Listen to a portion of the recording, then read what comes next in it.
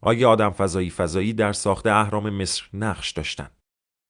به راستی چگونه ممکن است که در آن زمان که تکنولوژی و دستگاه‌های امروز وجود نداشته، چنین سازه‌های عظیم و قدرتمند و زیبا را ساخته باشند؟ حتی امروز هم که علم پیشرفت کرده هم شاید نشود چنین آثار را به وجود آورد. امروز قرار است 7 چیزی که نشان می‌دهد آدم فضایی‌ها وجود داشتن را بررسی کنیم، پس با ما همراه باشید. یک، شکل ظاهری اهرام مصر. اول از همه برویم سراغ شکل ظاهری اهرام مصر. در نگاه اول شاید بگویید که این فقط یک سازه مثلثی شکل است، ولی نه. ساختن همین سازه مثلثی نیاز به مهارت فوق‌العاده زیاده داشته که ساختن آن در آن زمان قطعاً دور از باور همگان است. اهرام مصر از میلیون‌ها بلوک سنگی ساخته شده که هر یک از آنها دارای حداقل 1 تن وزن است و طبق محاسباتی که دانشمندان داشتند، هر 10 کارگر فقط می‌توانستند که یک سنگ 400 کیلویی را به حرکت در بیاورند. نسبت محیطی که برای هرم بزرگ در نظر گرفته شده است به ارتفاع اولیه آن دقیقاً برابر با مقدار عدد پی است و همین موضوع شبهات جدید دیگری را به وجود می‌آورد. فرض می‌گیریم که انسان‌های فوق‌العاده هوشمندی در آن زمان وجود داشتند که باعث به وجود آمدن این اتفاق شدند. با این باز هم برای ساختن این عدد نیازمند فناوری بسیار پیشرفته‌ای بوده است. 2. وجود الکتریسیته.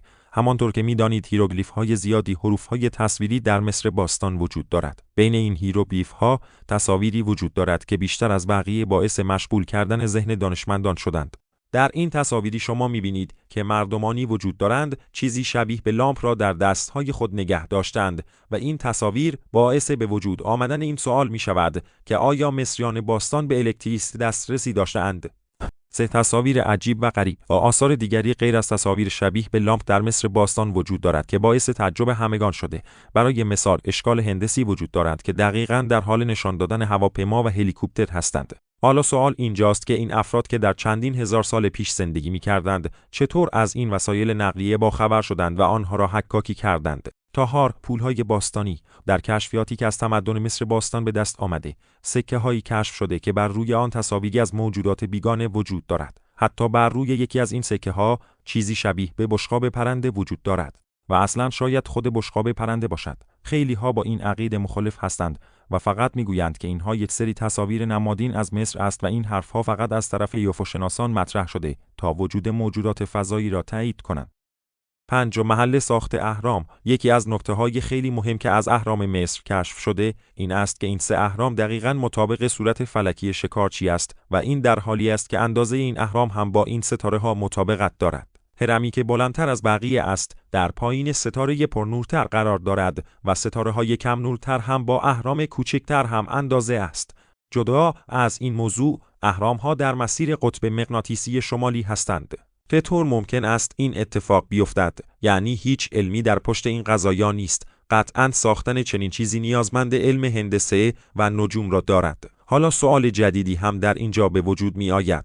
و آن این است که مصریان باستان چطور به این علم دسترسی داشتند؟ چشم مثل حضور موجودات فضایی در آخناتون. آخناتون کسی بود که مصر را از بت پرستی دور کرد و جامعه مصر را به سمت توحید پرستی سوق داد. بعضی از کارشناسان بر این باور هستند که این کار او بدون کمک‌های ماورایی غیر ممکن است. حالا منظور آنها از این کمک ماورایی چه می‌تواند باشد؟ اشعاری از زمان آخناتون کشف شده که در آن انگار آخناتون در حال صحبت کردن با موجودات فضایی است. بعضی‌ها نظریه عجیب‌ترین می‌دهند و آنها هم این است که خود آخناتون یک موجود غیر زمینی است. این تئوری به دلیل تصاویری است که از او در حکاکی‌ها به جا مانده که جمجمه او را به شکلی درازمانند نشان می‌دهد. 7. کاغذی حاوی محتویات ارزشمند که نابود شد. چندین سال پیش یک کاغذی کشف شد که در داخل آن نقاشی‌های بسیاری از اشیاء پرنده وجود داشت. به این کاغذ پاپیروس تالی گفته میشد. این پاپیروس در سال 1933 و توسط آلبرتو توالا کشف شد. وقتی که آلبرتو از دنیا رفت، تمام اموال وی به برادرش رسید، ولی چیزی که این وسط زیاد به چشم می‌خورد، گم شدن پاپیروس تالی بود و به همین سادگی مهمترین مدرک موجود از بین رفت.